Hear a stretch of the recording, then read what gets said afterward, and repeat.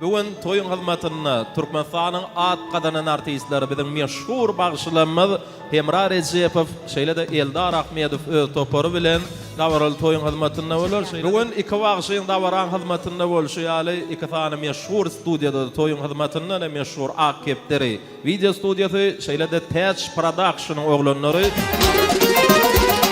Benedim yarım gelýär, ýene dinleýär. Bak şey canım alaya, arağının bağında, bağında, arağının bağında. Geldim yarım gelýär, yüreğimi dilýär. Bak şey canım alaya, Aşgabat'ın bağında, bağında, Aşgabat'ın bağında.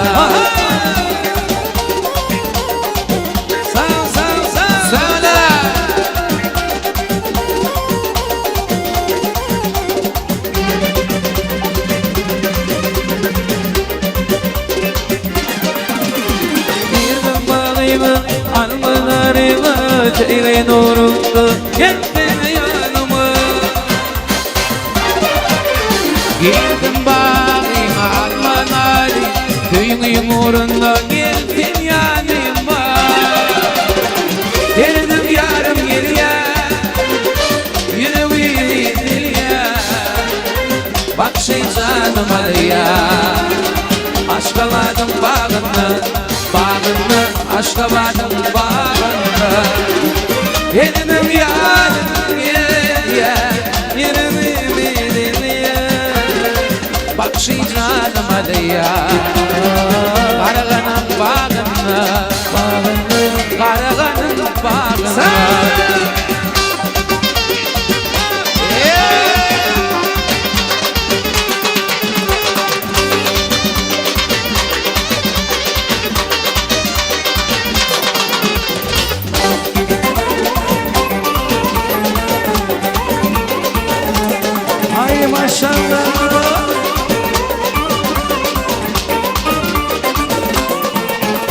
Aşık oğlanım çekmedim var benim baktımın getirme beni.